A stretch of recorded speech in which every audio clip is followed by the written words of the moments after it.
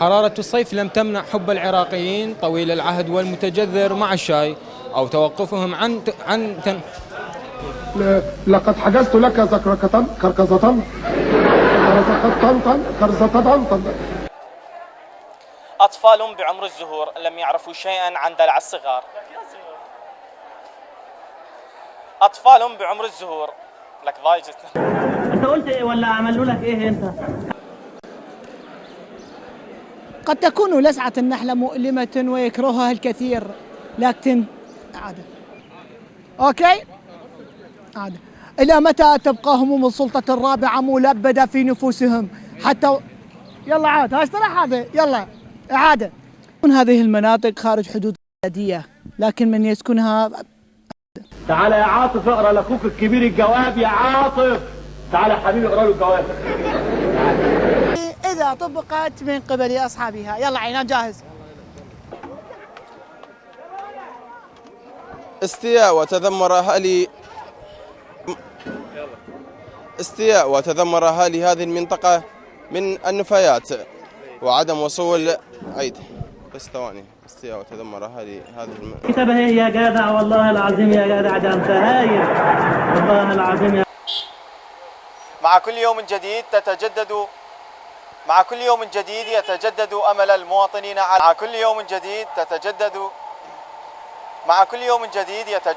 أمل المواطنين على توفير ما يحتاجونه من وسائل نقل خاصة تخدمهم أثناء. ايه يا ابني اللي انت بتقوله ده؟ بتاع اللي انت قلتها. انا عايز جملة مفيدة. وبالتالي بقي على دائرة البلدية الأخذ بعين الاعتبار على إزاحة كل هذه النفايات التي لا تليق بمنطقة 7 نيسان. إنها المرأة العراقية العظيمة التي تعتبر رمز الوطن وعنوان كرامته. وخاصة ايه؟ برافو. تعرف كده احسن؟ طبعا احسن. لا برافو. مع اني كان ممكن اقرا كده. تقرا كده ازاي؟ كنت انا هتلوح كده. مصطفى حميد، قناة ديالى، بناية السراي. وغلط. انت ايه حكايتك بقى؟ مياه المجاري بمياه الإسالة، معاناة مستمرة تضاف إلى قائمة تردي عمل. صعوبات عدة تقف أمام أكل خير من ياس. صعوبات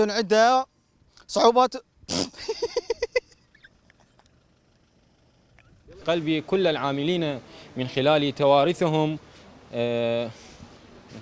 دقيقة بس خلي أراك كذا وهم مجبرون. التي تعمل بالشحن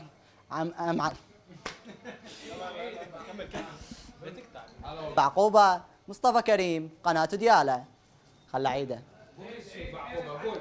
قول يا قناة ديالى مصطفى كريم عو في المنطقة. عيد. التي تعمل بالشحن. اللي كانت تتحدث عن الأثاث المنزلي، أسعاره، موديلاته، صنعه، وهذه انتقاله إلى استوديو. قلت لك أنا ذاك أقوى دبرته. يلا عيده عادي عفلة تقطع.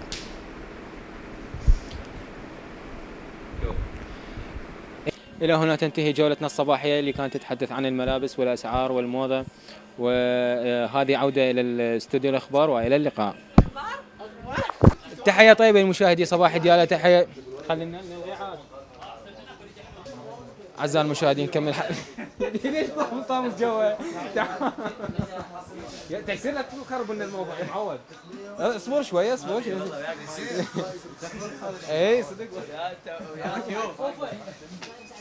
أعزائي المشاهدين نكمل حلقتنا وناخذ متحدث.